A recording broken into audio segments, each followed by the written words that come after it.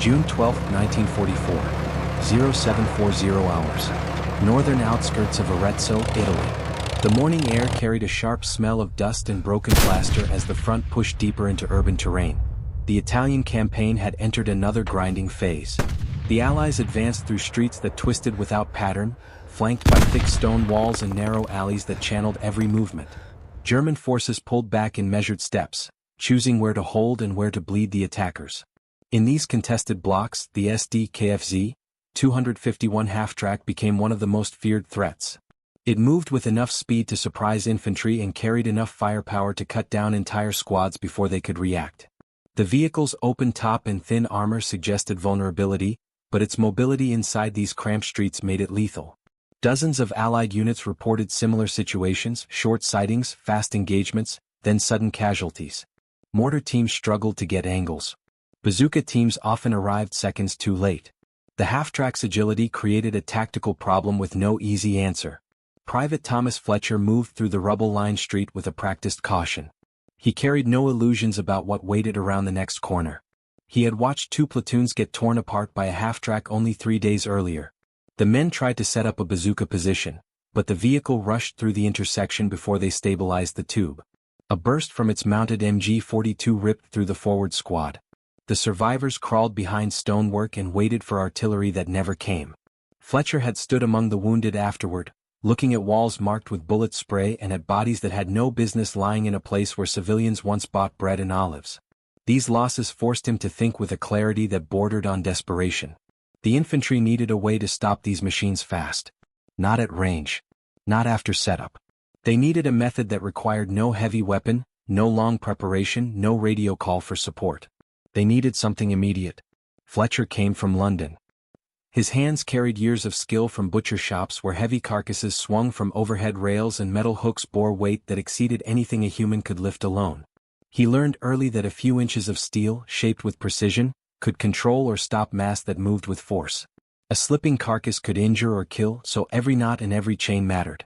He understood leverage not as theory but as the simple laws that kept him alive in work that demanded strength and technique.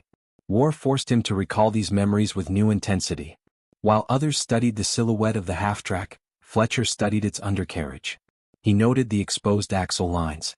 He watched how the suspension dipped during turns and how the wheels carried stress when the driver accelerated through rubble. He had seen machinery fail under sudden tension in the butcher shops. If the right point could be caught, the half-track might be forced into catastrophic failure. The pattern of losses continued. Patrols advanced into tight corridors. Scouts checked corners. German crews waited for ambush openings. Once contact began, everything moved too fast. The infantry fired rifles and light machine guns that barely scratched the vehicle. Fletcher hated helplessness. He would often kneel after engagements, examine damage patterns and sketch rough diagrams in the dirt. Some men laughed, calling it pointless. Others watched silently. He kept searching for a workable weak point. He found one during an approach on the Arezzo rail yard. A disabled half-track sat abandoned after an airstrike rattled its engine block. The vehicle leaned against a wall, nose crushed by masonry, but the running gear remained intact. Fletcher crouched beneath the chassis and studied the joints. The front axle sat exposed enough that a sudden lateral wrench could shear its integrity. Not by explosives but by the vehicle's own forward momentum. Fletcher remembered the heavy steel cables used in his old shop. They were rigid yet flexible enough to coil around beams. When hooked to a sliding carcass, they stopped movement instantly. The same principle could apply here if scaled up. A steel cable with a reinforced hook might catch the axle or leaf spring of the half-track as it passed. The strain would not be from human pulling, but from the vehicle dragging the cable until the line reached full tension. The sudden force could twist metal, snap an axle, or lock the suspension. The idea felt reckless, but war forced men to accept unconventional answers. Fletcher shared the concept with his sergeant, who dismissed it as suicidal at first. But the losses continued. Doctrines that looked sensible on paper failed under real street conditions.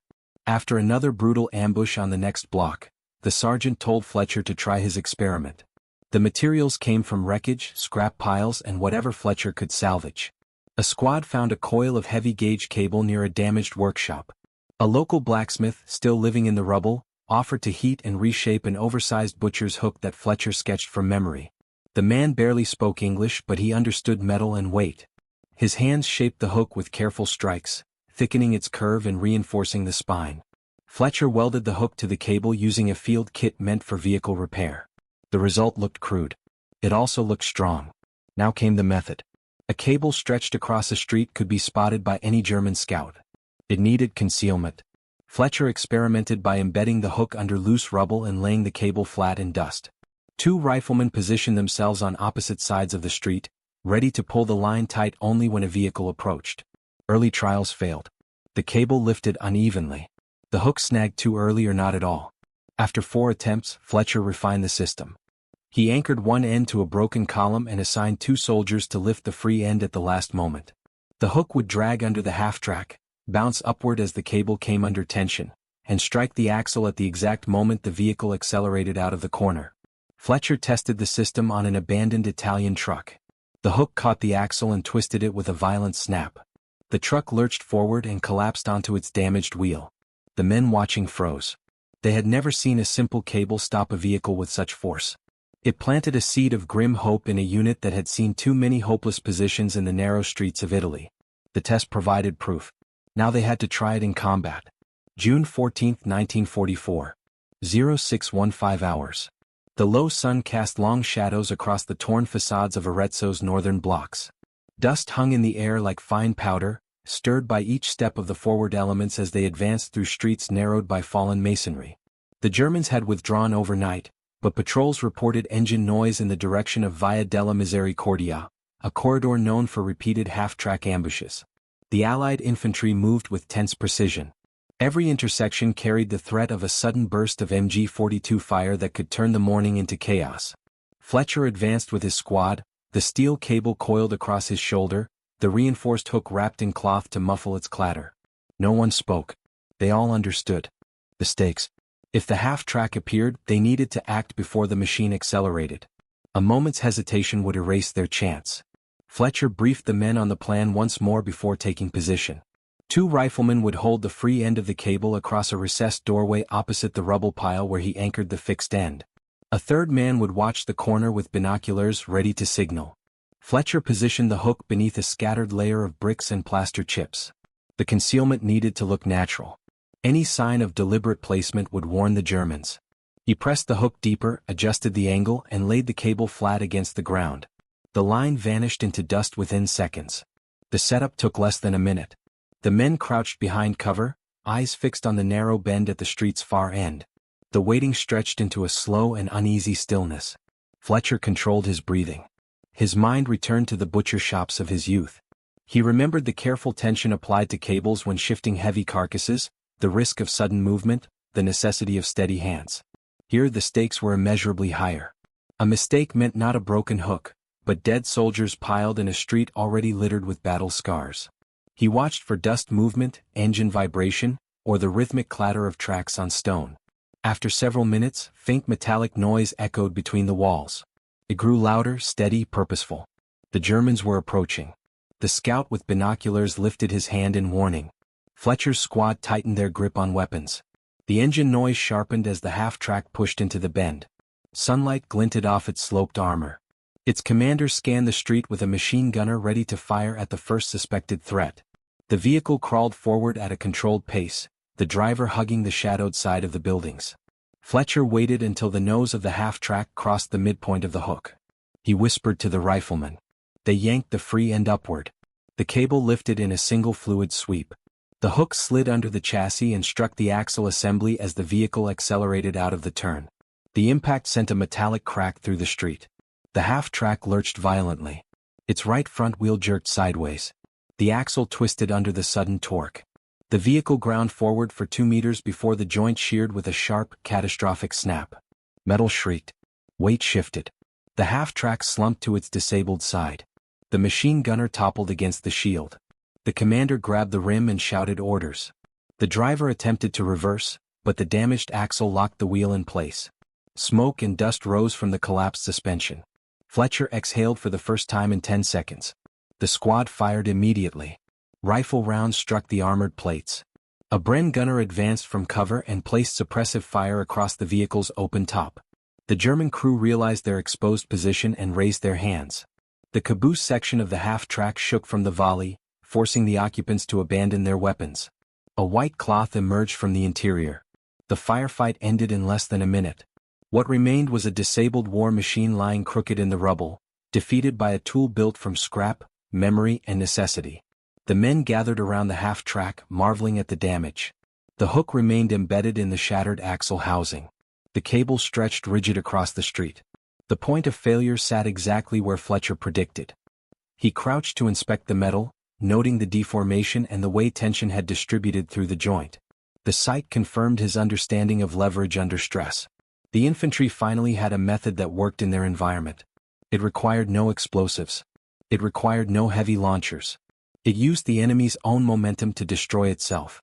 News traveled quickly through nearby platoons. Word reached a captain 2 blocks south by midday. He requested demonstration details from Fletcher's squad leader. Soldiers from 3 different companies gathered during a short pause in movement to examine the improvised device. They asked questions about cable thickness, hook angle, and deployment timing. Fletcher answered each with clarity gained from years in the butcher shops and from the morning's trial. He explained that the cable needed to remain invisible until the exact moment of lift. He emphasized the importance of anchoring one end to a fixed point, not a loose object. He described how the hook should strike the axle at a slight upward angle to maximize torsion. The men listened with a seriousness reserved for weapons that saved lives. Commanders debated the practicality of using such snares across multiple units. Some argued that it required precise conditions: narrow streets, blind corners, predictable vehicle routes. Others countered that those were exactly the conditions of northern Italian towns. Doctrines built for open fields failed in alleys where sight lines collapsed to 10 meters and ambush angles changed with every collapse of stone. The infantry had adapted their close-quarter tactics repeatedly during the campaign. Integrating a low-cost method that could immobilize armored personnel carriers fit the pattern of improvisation that had become essential to survival. That afternoon, Fletcher and his squad tested a second deployment on a lightly sloped corridor west of the old municipal building. This attempt used another abandoned truck to refine the reliability of the system. The hook caught again. The axle twisted under stress, though at a slightly different angle due to irregular terrain. Fletcher adjusted the cable position and recommended a deeper embed for the hook to avoid pre-contact bounce. The squad repeated the test until they achieved consistent results. Each iteration made the method more dependable. By evening, several officers acknowledged that Fletcher's snare provided something that no issued weapon could. It offered immediacy. It exploited predictable German movement patterns. It turned the terrain against the vehicle crews that relied on speed.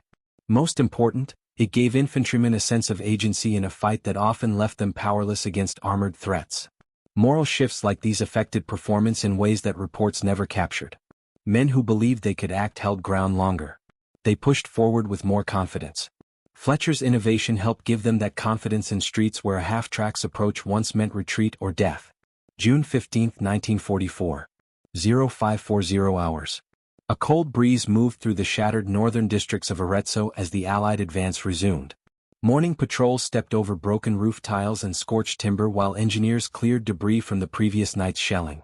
Reports indicated that German forces were preparing a counterattack to slow the advance toward the city center.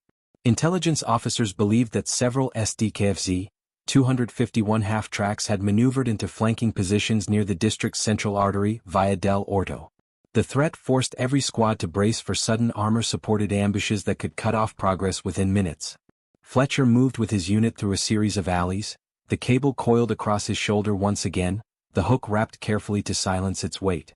The previous day's success had reached command posts across the sector. Officers asked for written notes on the method. Fletcher drafted a simple diagram that showed anchoring points, cable angle, and recommended concealment. The document circulated informally, copied by hand and pinned inside dugouts. Soldiers from other companies approached Fletcher with questions, asking how to adapt the snare to wider roads or angled terrain. He explained each variation calmly. The method required discipline, timing, and a keen understanding of how vehicles behaved under acceleration. It also required courage. A misjudged lift could expose the men to machine gun fire before the snare engaged. Still, the infantry lacked better alternatives in the confined streets. Fletcher offered what the situation demanded, not what doctrine preferred. The squad's next assignment involved securing a narrow T intersection overlooking a damaged tram line. This position sat along a primary route often used by German half-tracks to reposition troops. Patrols reported fresh track marks in the dirt near the tram rails. Fletcher studied the ground carefully. The surface carried enough loose stone to obscure a cable. A broken pillar to the right offered a firm anchor point. On the opposite wall, a collapsed balcony created a recess where riflemen could lift the line without immediate detection. Fletcher mapped the setup mentally. He instructed the men to hold fire unless the snare failed. A frontal firefight with a half-track at this range would leave little room for survival. The squad reached the intersection minutes before German engines echoed through the streets. The cable uncoiled smoothly and lay almost invisible against the rubble. Fletcher positioned the hook under a scatter of darkened bricks. He flattened the debris with his palm, ensuring the hook's curve blended with the broken edges. The rifleman crouched low, hands gripping the free end of the cable. The Bren gunner took a flanking position to strike the vehicle once immobilized. The vantage point gave him a clear line to the open troop compartment. Silence settled over the group. Fletcher steadied his breathing again, focusing on the faint vibrations of metal striking stone. Two half-tracks approached. Their engines operated in a staggered rhythm, one following the other at controlled spacing. This complicated the operation. Fletcher signaled for patience. They could only snare the first. The second would react immediately. The squad needed to act with precision, then withdraw or engage before the second vehicle could return fire. The lead half-track emerged from the right corridor, its armored nose angled slightly left to clear rubble. Dust swirled from its wheels. The commander scanned the intersection with narrowed focus. He did not expect resistance here. The vehicle accelerated to cross the tram line quickly. Fletcher whispered to lift. The rifleman hauled the cable upward. The hook vanished beneath the half-track.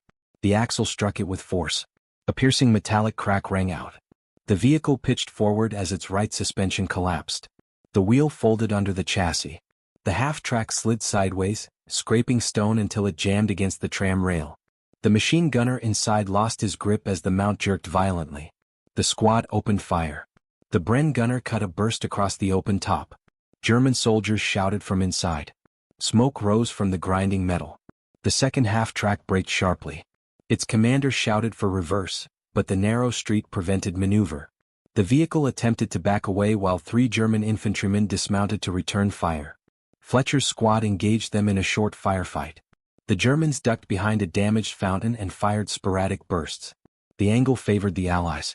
Within seconds, the Germans retreated behind their half-track as it reversed out of the corridor.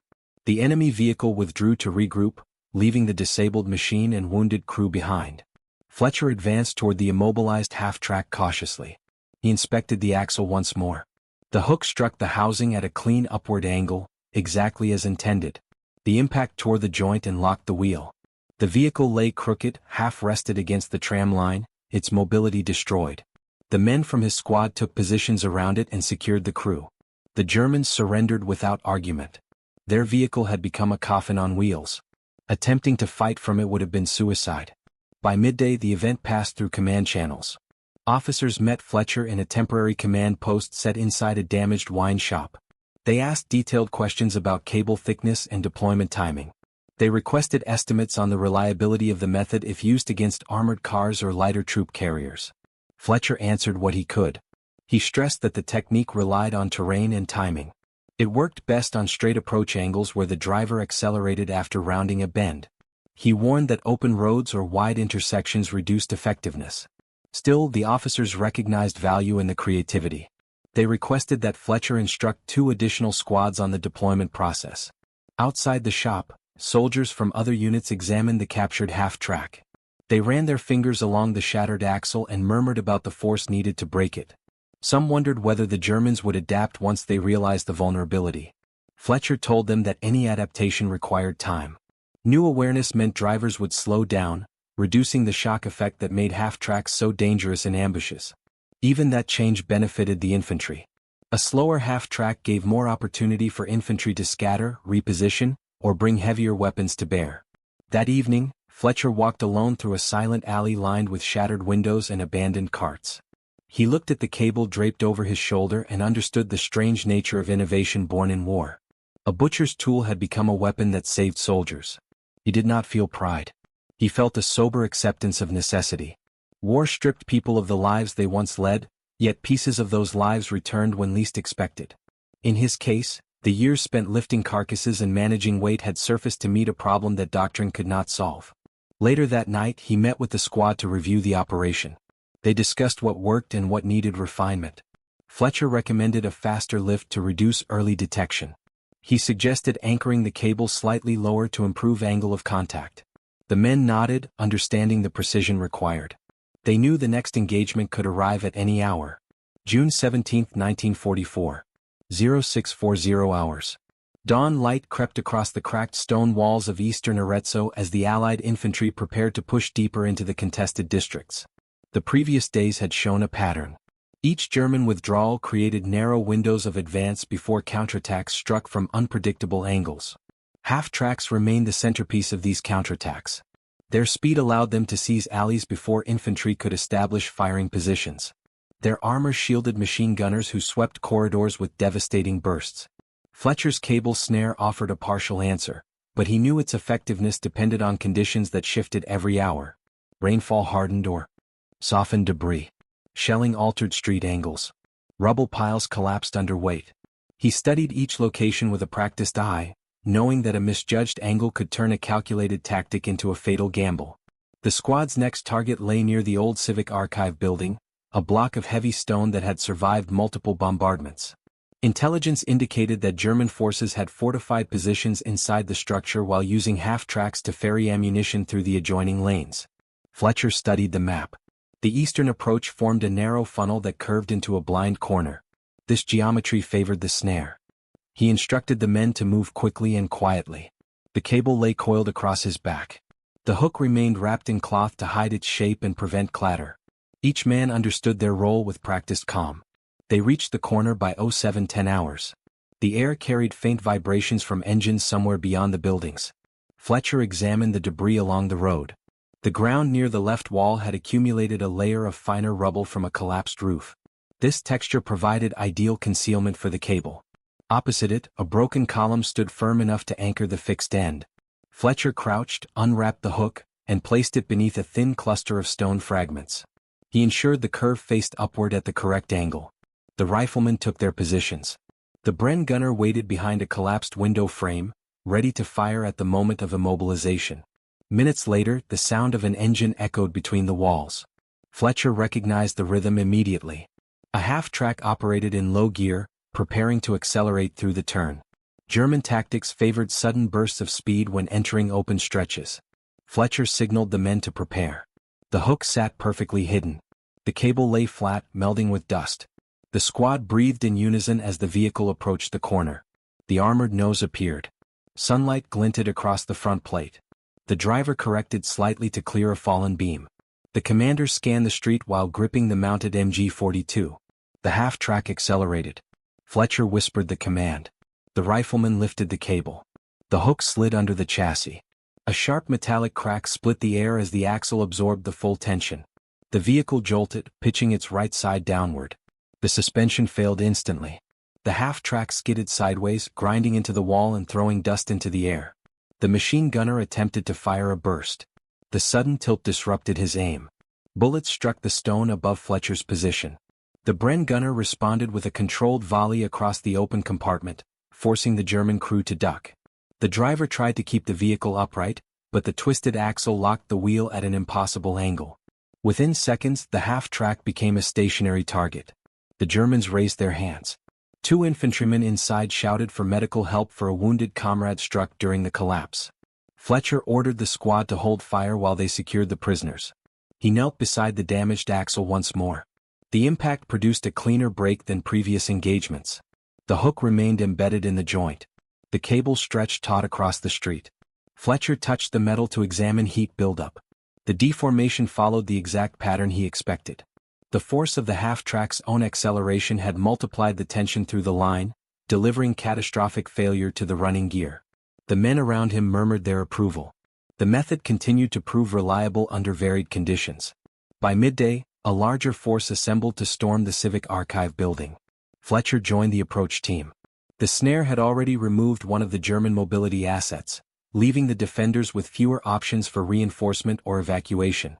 Urban combat intensified as squads advanced through hallways lined with toppled shelves and documents scattered across the floor. German resistance inside the archive proved determined but isolated. Without vehicle support, their firepower and maneuver options diminished. After a 2-hour engagement, the building fell to Allied control. Word of another successful deployment spread again. Officers visited Fletcher to request that he train an additional platoon in cable handling and timing. He agreed. They selected a partially collapsed courtyard near the front lines as a training site. Fletcher demonstrated how to coil the cable for rapid deployment. He explained why the hook's angle mattered. He showed them how early or late lifts produced glancing strikes instead of axle shears. Soldiers practiced the motion repeatedly, dragging a salvaged axle assembly across the courtyard to simulate movement. The training produced mixed results at first. Timing required instinct born from observation. Fletcher corrected posture and grip until movements became fluid. During a short break, a lieutenant asked Fletcher why he believed such a simple design worked where complex weapons sometimes failed. Fletcher answered plainly. Machines carried predictable points of weakness. Armor protected crews, but mobility depended on exposed mechanical systems vulnerable to sudden forces. A heavy weapon aimed at the hull often missed or struck at poor angles. A cable that used the enemy's speed against them struck with absolute certainty when timed correctly. The lieutenant nodded, understanding the engineering logic behind the tactic. That evening, Fletcher returned to the perimeter where the half-track lay immobilized. Engineers prepared to tow the wreckage for scrap analysis. Fletcher inspected the hook again. Despite striking multiple vehicles across several days, the reinforced curve remained intact. The metal showed stress lines but no cracks. This durability impressed the engineers, who asked for permission to take measurements. Fletcher agreed and provided details about the blacksmith who shaped the hook. They discussed forging methods and tempering processes that increased the steel's resilience. As night fell, the squad gathered around a dim lantern to discuss upcoming operations. Fletcher cautioned that the Germans might soon recognize the pattern. If they suspected cable snares, they would adjust by reducing speed or clearing intersections with dismounted infantry. The men accepted this possibility. Innovation created temporary advantages in war. Eventually the enemy adapted. The key was to use the tactic effectively before that adaptation became widespread. June 19, 1944. 0605 hours. Allied forces pressed deeper into the central districts of Arezzo as German resistance intensified. The city's narrow arteries and sloping streets produced shifting choke points where engagements erupted without warning. By now, Fletcher's cable snare had spread through several forward companies as an unofficial tool, passed by word of mouth and copied in hand-drawn diagrams taped inside foxholes and ration crates.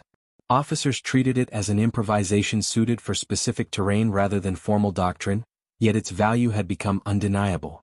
Infantrymen who once retreated at the first growl of a half-track now held their positions with guarded confidence. Fletcher's squad advanced along Via Sant'Agostino, a corridor cut by intersecting alleys that offered ideal terrain for ambushes from either side.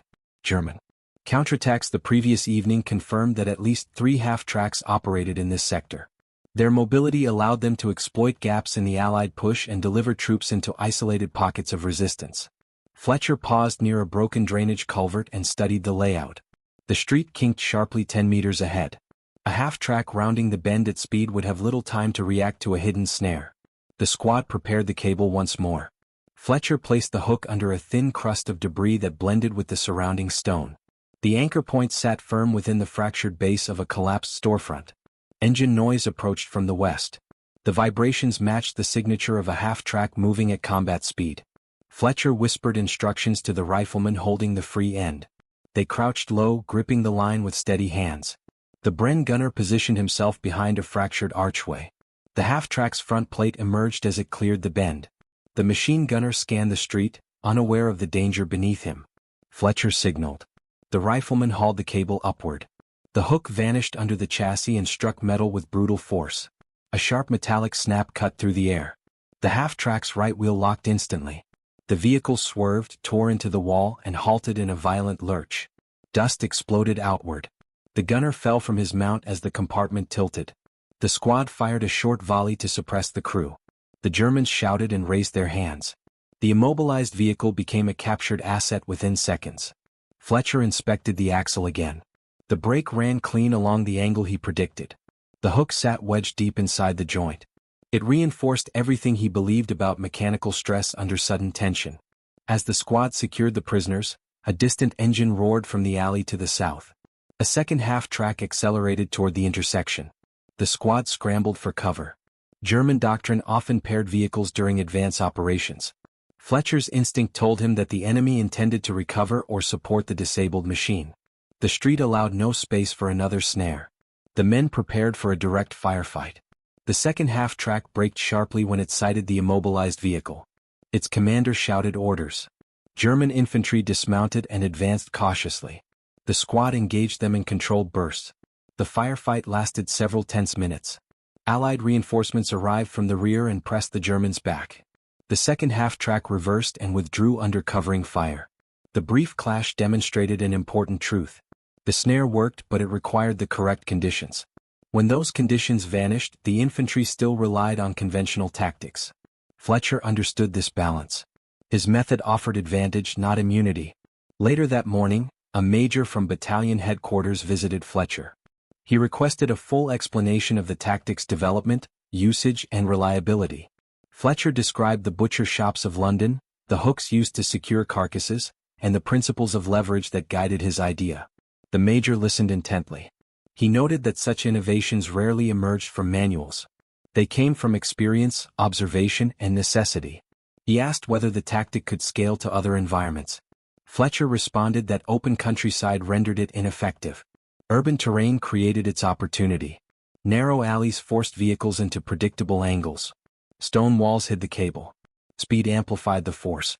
Outside towns, these advantages vanished. The major nodded, understanding the constraints. He thanked Fletcher and left to report to headquarters. Rumors spread that higher command wanted to include a note about the technique in field briefings for urban operations. The method would not become formal doctrine, but units advancing into similar terrain might benefit from the knowledge. Soldiers respected innovations that saved lives, regardless of whether they carried official status. During a brief pause, Fletcher returned to the disabled half-track. Engineers documented the damage for technical study. They measured the angle of the brake and examined the stress lines. One engineer remarked that the axle looked as if it had been twisted by a mechanical press rather than a battlefield strike. Fletcher explained how momentum acted through the cable to multiply force beyond what men alone could exert. The engineers photographed the hook and noted the blacksmith's reinforcing technique. They planned to replicate a few for wider testing. By afternoon, the German positions in central Arezzo began to crumble. Their half-track support weakened after multiple losses and increasing caution. Drivers reduced speed at intersections, often sending infantry ahead to check corners. This change slowed the enemy's mobility and weakened their ability to strike fast. Such tactical shifts benefited the Allies even when no snare was deployed. Pressure mounted as the infantry pushed deeper into the district. The battle evolved from sudden armored ambushes into more predictable exchanges of fire across short distances. As the day ended, Fletcher sat with his squad behind a collapsed terrace overlooking the city's central square. They rested, rifles across their knees, dust coating their uniforms. The talk turned to the strange way civilian skills resurfaced in war. A former carpenter explained how he used knowledge of joints and angles to fortify makeshift barricades. A mechanic described how pre-war experience with engine timing helped him diagnose captured vehicles. Fletcher listened quietly. He did not seek praise. The snare had grown from necessity, not ambition. In the days that followed, the front shifted north. Fletcher's unit took part in operations farther from dense urban centers. The terrain changed. Wide fields and rolling hills replaced the tight corridors of Arezzo. The cable saw fewer opportunities for use. The snare remained coiled in Fletcher's pack, ready but silent. Soldiers still asked him about it, curious about its origin, impressed by its effectiveness, amused at its simplicity. Fletcher responded with the same calm explanation each time. It worked because the battlefield offered the perfect stage. Terrain turned a butcher's hook into an anti-vehicle tool. Without that terrain, it became a length of steel again. Weeks later, after the Allies secured the region, the story of the hooked cable traveled among companies as a small legend. It did not reach the level of formal recognition. No medals were awarded for its invention. No reports credited Fletcher by name in official summaries. But men remembered. They told the story to new recruits around cook fires. They pointed to diagrams sketched in dirt. They explained how a simple tool had stopped armored machines when nothing else nearby could. Fletcher survived the war. He returned to London and resumed work as a butcher. His hands again lifted carcasses, tightened knots, and managed weight with practiced ease. Customers never knew that the same skills once stopped German half-tracks in the narrow streets of an Italian city. He seldom spoke of it. The war lived behind his eyes, quiet and heavy. He knew the snare had saved men who would otherwise never have returned home. That knowledge stayed with him as he grew older. His squadmates remembered him differently. Years later, they recalled a man who looked at problems with steady focus, who saw opportunity where others saw dead ends, who understood that survival sometimes depended on simple ideas applied at the right moment. They knew that war honored ingenuity unevenly. Some innovations filled manuals. Others lived in memory. Fletcher's snare belonged to memory. Yet its impact remained real. It slowed enemy assaults. It saved infantry lives. It demonstrated how a man shaped by ordinary labor could influence the course of battle with a single cable and a reinforced hook.